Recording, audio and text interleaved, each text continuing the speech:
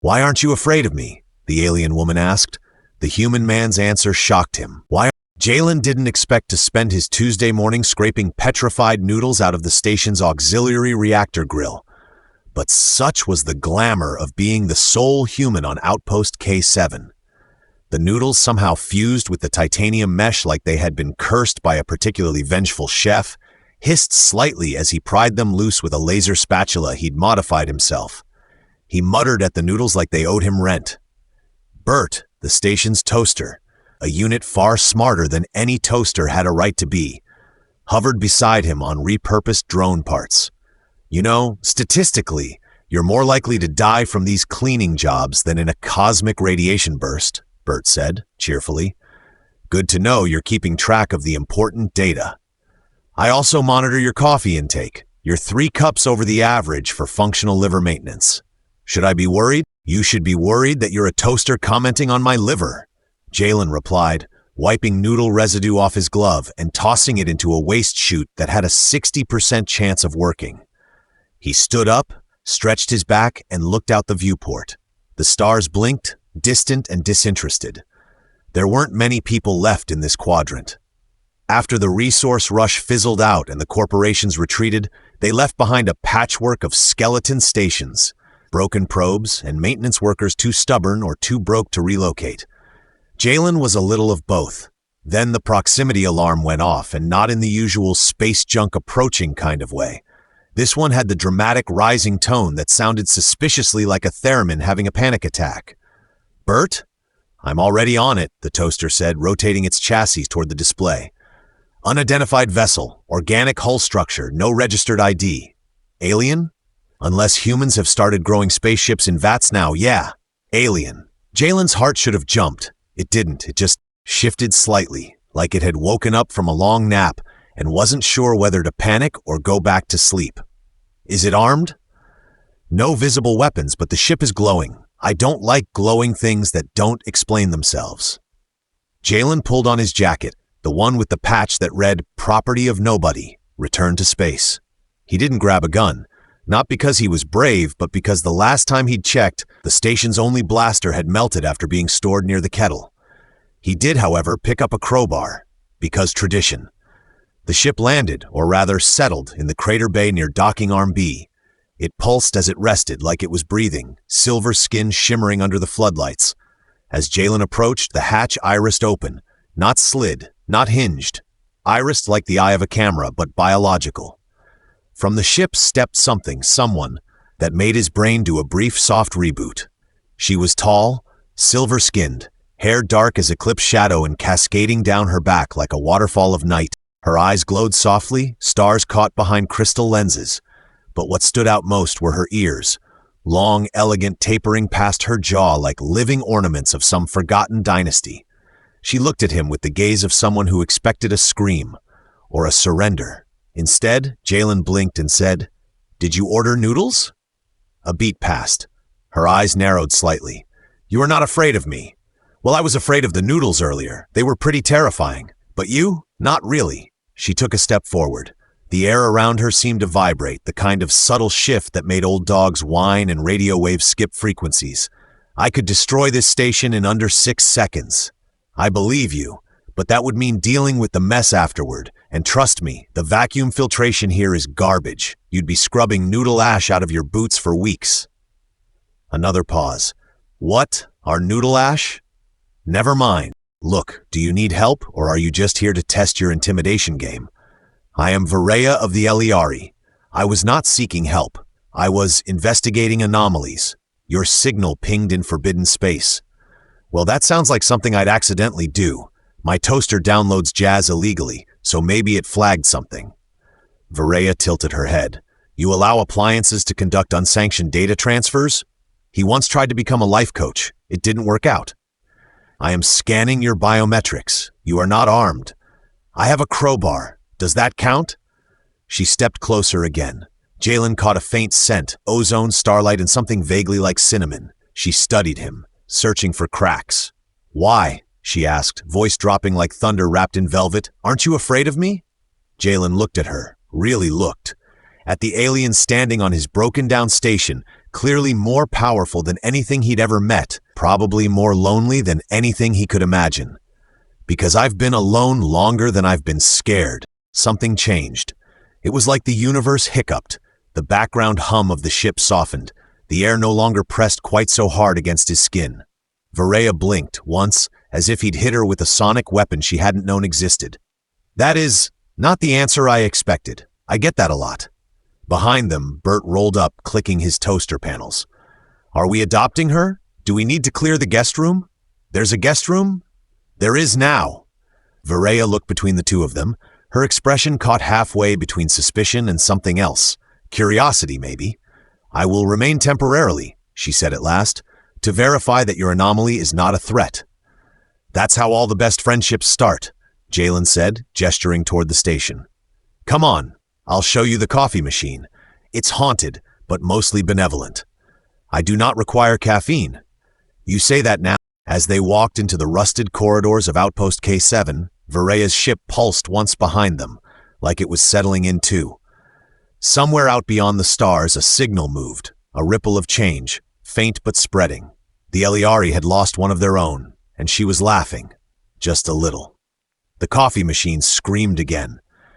Vireya flinched, hand instinctively going to the hilt of the energy dagger mounted at her hip, before realizing it wasn't an attack. Just a mechanical wheeze accompanied by a puff of steam and what could charitably be described as a smell. That's normal, Jalen said, tapping the machine like he was reassuring a wild animal. It screams when it's happy. I fail to understand how this qualifies as nourishment, Vireya replied, peering into the opaque sludge now oozing into a cup shaped like a cat's face. It has no discernible nutritional structure and emits chemical alarms. Welcome to human coping mechanisms. We drink it, regret it, then do it again. It's tradition. I scanned its ingredients. Your liver disapproves. My liver lost veto rights years ago. She watched him sip it with the cautious curiosity of a biologist observing a frog eat a light bulb. Then she turned away, her long ears twitching subtly as she explored the common area. It wasn't much. A few repurposed cargo containers, some wires pretending to be decorations, and a couch that looked like it had survived multiple minor wars. Vireya moved with the deliberate caution of someone trained to kill in 17 systems, but now stuck in a room that smelled like laundry detergent and failure. Jalen flopped onto the couch, kicked his boots off, and grabbed a datapad. Got any allergies to space mold? He asked casually. I am immune to 99% of known biological contaminants. Great, then you can sit on the couch without protective gear. Vireya remained standing. I will stand. Suit yourself. The couch will judge you, but suit yourself. She raised an eyebrow, a gesture she'd recently learned from binge-watching a 1980s Earth show called Detective Marmot, and turned her gaze to the wall of photos, old snapshots, Polaroids, some digital stills, people smiling in bulky suits, a man holding a wrench the size of a guitar, a cat in zero-G floating upside down with visible confusion. You lived here with others? Briefly, before the budget cuts. After the whole mining debacle, this place wasn't exactly a prime destination anymore. Everyone left. And you remained? Someone had to feed Bert. I do not require feeding, Bert interjected from the kitchenette, although I enjoy being included in the conversation. You're a toaster. You don't even eat toast. I have dreams, Jalen. Vireya touched a photo, a woman with bright eyes leaning on Jalen's shoulder. She was important. She still is, he said softly, then added, she ran off with a botanist from Venus 4. Can't compete with someone who can grow edible orchids. You do not seem emotionally compromised. I've had a lot of time to get over it. Plus, the orchids really were impressive. She didn't respond, just continued to examine the pictures. Something about them, the grain, the laughter frozen in stills, the very analog humanity of it all, seemed more alien than she was. Later, Jalen took her on a tour of the maintenance corridors. This is where the station hums weirdly at 3 a.m. for no reason. Don't ask, just accept. Vireya peered at a junction box, then narrowed her eyes. This entire panel is held together with dental floss. It's high-tensile synthetic floss. You repurpose dental hygiene supplies for structural integrity. I once patched a pressure leak with chewing gum and optimism. Want the long version? No. The lights flickered. That happens sometimes too, he added. Either the reactor's tired or there's a ghost. I vote ghost. I am detecting no paranormal activity. Ghosts are notoriously good at hiding from sensors. It's what makes them ghosts. She stared. Do you deliberately seek illogical conclusions? It passes the time. When they returned to the command deck, Bert had composed a haiku. Toaster left alone. Coffee screams in agony. We all need a hug. Your AI is broken, Vireya said flatly. Technically, he was never whole to begin with. Jalen checked the signal relays and paused. Something weird here? Did you ping the main relay while I was sleeping? No. Huh. Then why's there a spike in signal variance? Looks like someone tried to access the station's deep archive. Vireya tensed slightly. I ran only basic scans. Sure, but something rummaged around the old logs, like deep system stuff, historical footage, personality imprints. Imprints? Yeah, some of the earlier crew backed their memory constructs into the system in case of, well, dying. Morbidly optimistic. Not many still run, though. Bert chimed in. Except for Marge. Ah, right? Marge, the station's ghost? She is a legacy protocol bound to the food printer, Bert clarified. She's a ghost, Jalen said with finality. I conversed with this. Marge, Vireya said suddenly. Jalen blinked. You talked to the printer ghost? She offered me soup and career advice. Jalen grinned. She likes you. Vireya crossed her arms. She said I'm repressing my empathy protocols and suggested taking up interpretive dance. She really likes you. A silence fell between them, filled only by the distant thrum of the station's artificial gravity stabilizers and the faint whir of the food printer preparing unsolicited soup.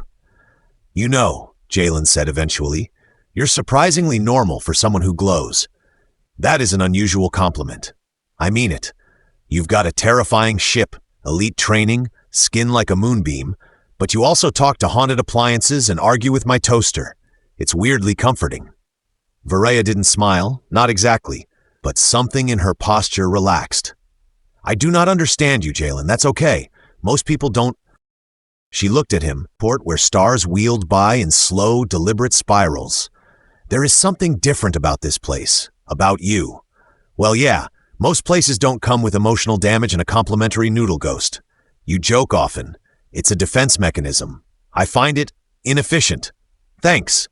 Vireya turned back to the console. The soup printer beeped. Do not eat that, she warned. I was going to name it. She sighed. You are exhausting. Thanks again. Far beyond the asteroid's orbit, in the silence between two stars, a data signal shimmered through subspace, a pulse from an Eliari observer relay, quietly noting Vireya's location, and tagging her as anomaly. The dream began, as it always did, with silence. Not the comforting kind found in empty rooms or quiet starfields, but the loaded, heavy silence of Eliari protocol chambers, a vacuum of sound, thought, and deviation. Vireya stood before the council again, though she knew she was dreaming.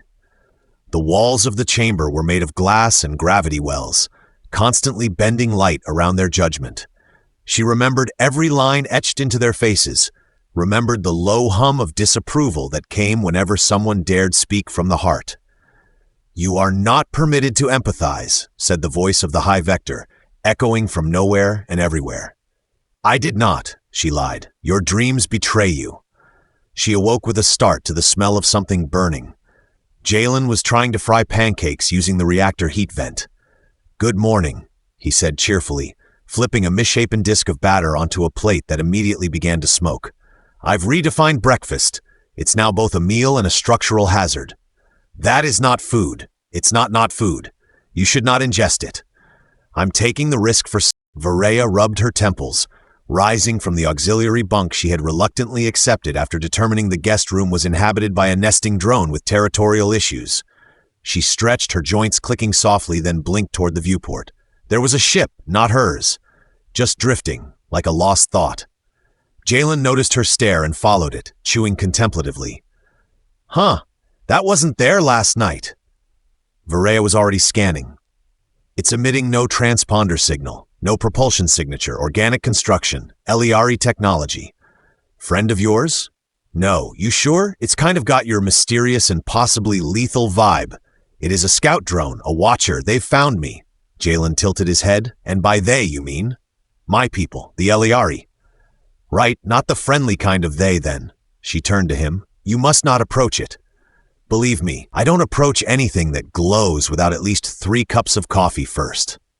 She stepped toward the controls, fingers moving swiftly through unfamiliar glyphs and human-coded overlays. It's not transmitting yet. It may be waiting for confirmation. Like watching to see if you've gone rogue? I have already gone rogue. Great. Do I get a badge for harboring a fugitive? Maybe a cool jacket? I suggest you take this more seriously.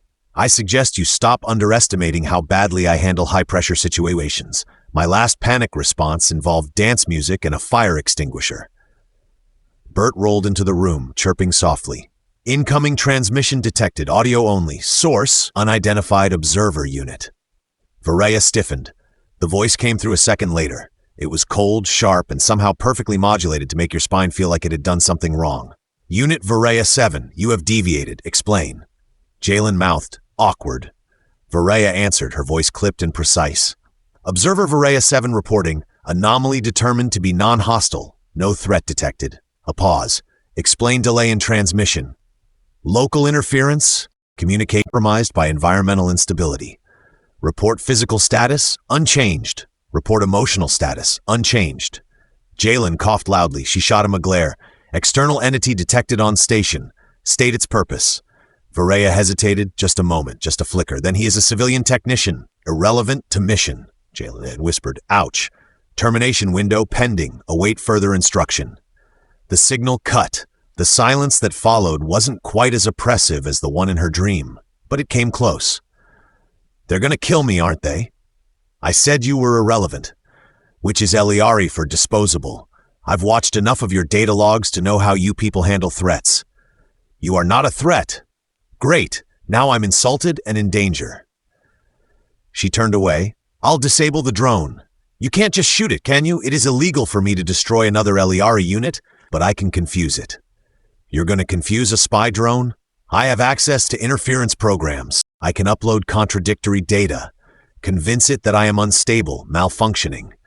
That's not a hard sell. You've spent 3 days talking to my haunted coffee machine. Marge is insightful. Marge thinks the moon is jealous of her meatloaf recipe. She's not wrong. They worked in tandem. Vireya at the main console, Jalen rerouting power from the entertainment systems, sacrificing 6 soap opera archives and 1 suspiciously large folder labeled Do Not Open, Jazz Emergency. They flooded the drone with fake logs, fabricated speech clips, a full hour of Jalen singing about taxes in a falsetto. The drone blinked red once, then powered down and drifted away. I can't believe that worked. I told you, confusion is a weapon. Are you sure you weren't secretly human in a past life? I've had dreams that suggest otherwise. That night, they sat on the roof of the station, wrapped in thermal blankets and sipping synthesized tea that tasted vaguely like static. The stars wheeled slowly above them. The drone was gone. For now, Vireya said as if reading his thoughts. So, Jalen said, pointing upward, any chance the Eliari are open to peace talks? No. Any chance they'd settle for cookies and a formal apology? No. Well, he said, leaning back, I've got duct tape and optimism. Let's see how far that gets us. You are strange. Thanks. That's the nicest thing you've said to me all week. And for a moment, just a flicker, Vireya smiled. The trouble began when Milton tried to redecorate the airlock. I thought it could use some flair, the maintenance bot said proudly, having attached glittering reflective tape in haphazard loops across the control panel. Also, the signage font was too emotionally aggressive. I changed it to something more inviting. Jalen squinted at the door label, which now read, Exit but like friendly, in a whimsical cursive. I'm not even mad, he muttered. I'm just impressed you found fonts with feelings. Art is expression, Milton replied. Fear is optional. Vireya entered just in time to watch Milton attempt to hang a wind chime made from wrench parts. That device will interfere with localized gravity pulses. Technically true, Milton said, but aesthetically revolutionary. You're not allowed to revolutionize physics for decor. Milton pouted through his voice modulator and rolled away, mumbling about how creativity was wasted on the ungrateful. Jalen leaned against the wall and sipped from a cup labeled Do Not Drink This, which, as usual, contained his preferred blend of mystery tea and mild defiance. We've survived being tracked by alien commandos, lied to a sentient drone, and now we're fighting home decor bots. Life comes at you fast. Something is coming, Vireya said, scanning a fluctuating signal that had begun ghosting their long-range sensors. Not another drone. Something larger. Jalen peered at the readouts. It's shaped like a triangle. That's never good. No friendly triangle has ever approached me in deep space. It's not Eliari standard formation. Different architecture. Organic metal hybrid, but laced with reactive signature shielding. This is military grade. You're saying it's someone who knows how to sneak up on rogue alien operatives and awkward humans with social boundary issues. Precisely. Jalen set his tea down. Well, I guess it was too much to ask for one uneventful Tuesday. The vessel dropped out of slipstream an hour later. It didn't announce itself. It just parked above the station like a silent accusation. Its hull shimmered, a texture like liquid armor, constantly shifting and folding in on itself. Jalen watched through the viewport and muttered, "That's definitely a villain ship. You don't make a ship that pretty unless you're planning something dramatic." Vireya's posture stiffened. "I know that vessel. Ralk? Friend?" "Opposite of friend." "Well, that narrows it down. He was Eliari Vanguard, a lead enforcer, a seeker of deviation. If he is here, it means the Council has issued a cleansing writ. That sounds horrifyingly specific. It is a death sentence, Jalen. Oh, good. I was worried this week wouldn't be exciting enough." They had little time to prepare. The station, in its current state, offered as much defense as a damp cardboard box in a meteor storm. Jalen and Vireya scrambled to patch together a defense protocol. He rerouted all auxiliary power to the docking ring and welded plates across the main hatch. "You realize if he just teleports inside, this is useless," Jalen said, arms coated in grease and improvised hope. "Yes," Vireya replied, "but it gives us time. What do we do if talking fails? Then we confuse him. You're good at that." Ralk arrived in silence. One moment, nothing. The next, the lights dimmed, the air stilled, and a figure stepped into the corridor from a shimmer of folding light. He was tall, sharp-edged, his armor clinging like a second skin made from the night sky. His eyes glowed the same pale blue as Vireya's, but colder, as if the stars behind them had died a long time ago. "Vireya 7, Ralk, you were instructed to report deviation." "I did. You were instructed to eliminate threats." "There are none." Ralk turned his head slightly. "Human presence is anomaly. Emotional drift is evident. Observation is not emotion. Yet you lie." Jalen raised his hand. "Hi, sorry, real quick. Am I allowed to defend myself in this conversation, or are we doing the whole silent human gets vaporized cliché?" Ralk didn't look at him. "You will be processed after cleansing." "Rude." Vireya stepped between them. "You will not touch him. Protocol overrides sentiment." "I am not overridden." There was a silence, the kind that hummed with potential energy. Then Ralk moved. It was fast. Too fast. Vireya caught his blade mid-swing, energy flaring between their hands like a collapsed star. Jalen did the only thing that made sense in the moment. He screamed, grabbed the emergency toolkit, and threw a wrench at Ralk's head. It bounced harmlessly off his armor, but it made him blink, which was just enough for Vireya to twist, slam a palm into Ralk's side, and send him crashing into the far wall.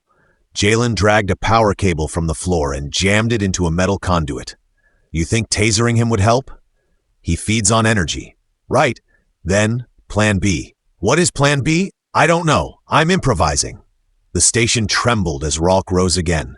This time, he didn't speak. He lunged.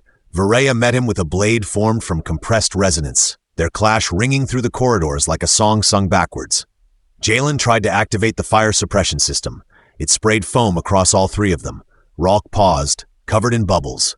"I regret nothing," Jalen whispered. Vireya took the opening. She plunged her blade into the panel behind Ralk, disrupting the artificial gravity in the chamber. They all lifted off the floor. Jalen flailed. "I hate this part." Ralk struggled to regain footing, but Vireya spun midair, caught him with a foot to the chest, and sent him crashing into the emergency bulkhead. The station groaned. "His armor's too strong. I can't overpower him, but I can outwit him." "Good, because I've got one last idea and it involves Marge." "You're invoking the haunted food printer?" Desperate times. Jalen launched himself toward the comms terminal and began uploading every corrupted data file they had. Static-filled opera recordings, old Earth sitcom laugh tracks, 36 hours of elevator music compressed into a single audio burst. The station echoed with nonsense. Ralk froze. His systems flickered. Vireya now! She triggered the backup escape pod's magnetic disruptor. It flared, grabbed Rock mid-glitch, and ejected him through the emergency airlock. Like a package marked, "Return to sender." The door slammed shut. Silence returned. Milton peeked around the corner, dragging a glitter bomb. "Is it safe to redecorate again?" "No," Jalen groaned, floating upside down in a cloud of foam. "Give it 5 minutes." Vireya breathed heavily, floating beside him. "You're insane." "I prefer the term creatively endangered." They drifted quietly for a moment. Then the station lights flickered. Bert's voice came over the intercom. "Just a heads up, that ship Ralk arrived in? It's sending out a beacon." Jalen rubbed his temples. "I miss when the scariest thing in my life was a haunted soup dispenser." Vireya smiled faintly. "So do I." The beacon pulsed every 8 seconds. Jalen stared at it on the monitor, tapping a wrench against the console in rhythm. Each pulse was a flare to the Eliari, a signal that said, in cosmic Morse code, "There's a problem here and you should probably bring weapons." "We could just unplug it?" he offered hopefully. Vireya shook her head. "Tampering would trigger a failsafe. It will detonate and broadcast our molecular patterns directly to the Council." "Right, of course it would. Why make it easy when you can make it explodey?" "I suspect your people and mine have similar design philosophies, except ours involve more silent judgment." Jalen stood up and started pacing. "So we've got what? A few hours before a warship arrives and turns this place into stardust and space noodles?" "Based on their average response times and current proximity, yes." "I was hoping you'd say no. I was really counting on you saying no." Milton rolled by, dragging a crate labeled "Really Bad Ideas Do Not Open." He paused. "Would this be a good time for me to pretend I'm dead?" "No, Milton," Jalen said. "You're our last line of defense." "Oh dear," Milton said and wheeled away at double speed. Vireya remained still, eyes locked on the pulsing beacon, her thoughts running so fast they almost lit up her skin. "There is another option. I hate when people say that. It never leads to naps or pastries." "I can surrender." Jalen stopped mid-pace. That's not an option. That's just what? You hand yourself over and they let me go? They will erase this outpost. Even if I leave, they'll assume corruption. But if I plead interference, assert a malfunction in my perception, request deletion, you die. My identity would be archived. A fragment might remain. Do you hear yourself? You're talking about being archived like it's a weekend getaway. I have been what they built for centuries, Jalen. I have seen civilizations crumble, stars collapse, and I have followed orders through all of it. This is the first place I ever laughed, the first time I ever questioned anything. That's not malfunction, Vireya. That's called living. I was not meant to. Maybe that's the point. The station lights dimmed. Another pulse from the beacon. Closer. Stronger. The incoming ship was nearing slipstream exit. Vireya turned away. You gave me something I wasn't designed for. That's why they fear this place. Bert crackled over the speaker. One Eliari warship approaching. ETA 90 seconds. Also, I'd like to state for the record that I have always disliked this level of excitement. Join the club, Jalen muttered. Vireya touched the console. Her fingers moved with the grace of someone keying in a goodbye letter disguised as a systems override. Jalen saw the locked protocols, the transference codes, the redirect signals all forming into a single executable action. You're sending them something, he said. What is it? A message. My memories. All of them. Jalen blinked. You're showing them this? Not just this. All of it. Every moment I questioned them. Every step I took away from command. Every laugh. Every doubt. They'll erase you faster. Or they'll hesitate. Milton peeked back into the room. Should I start preparing the eulogy playlist? No, Jalen said, stepping forward. We're not done yet. He placed a hand on Vireya's, stopping the final keystroke. You don't have to be the one who changes them. You just have to be the first. And sometimes the first is the one who gets to live. She looked at him for a long, steady moment. What do you suggest? Let's confuse them. There was a pause. Then slowly her mouth curled into the smallest of smiles. I like your version of survival. They reworked the message. Not a plea. Not a defense. A question. Vireya recorded a single phrase in her native language, broadcasted through every spectrum the Eliari used for internal decision-making processes. The phrase translated roughly as, what if understanding was stronger than fear? They embedded it inside a live feed of the station. Jalen talking to Bert. Milton redecorating the hallway with pink holographic banners that read "Welcome Invaders." Vireya drinking coffee and cringing with every sip. Music, a food printer arguing with its toaster soulmate. The pulse of the beacon stopped.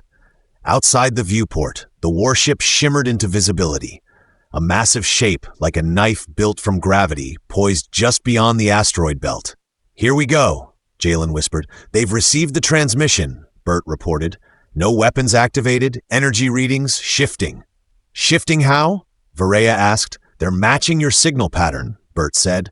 "They're copying your emotional output." Jalen tilted his head. "Wait, are they mirroring you?" "They're observing the deviation, not correcting it." The warship hovered for 20 minutes, then without a word, it turned and vanished back into slipstream. The station fell quiet. Milton released a sigh through his air vents. "I would like to formally retract my eulogy, but I will save it, just in case." Vireya stared at the empty space where the ship had been. "They didn't delete me. They probably didn't understand you." Jalen dropped into the nearest chair. "Well, I guess I'm not dying today, which means I have to go fix the broken waste recycler, again." "Do you always follow victory with plumbing?" "Yep, keeps me humble." Later that evening, they sat in the command room, feet up, drinks in hand, watching the stars roll past. Vireya was quieter than usual, but not distant, just thoughtful. "They'll be back someday," she said. "I know. They might not approve. They might. You are not afraid of that?" "No," Jalen replied, smiling, "because I've been alone longer than I've been scared, but not anymore." She leaned her head against his shoulder, a motion that felt entirely hers, not programmed, not calculated. Above them, the stars didn't change, but something else did. And far across the galaxy in the archives of the Eliari, a single forbidden file sat at the edge of deletion, unlabeled, unfiltered, and very much alive. The end?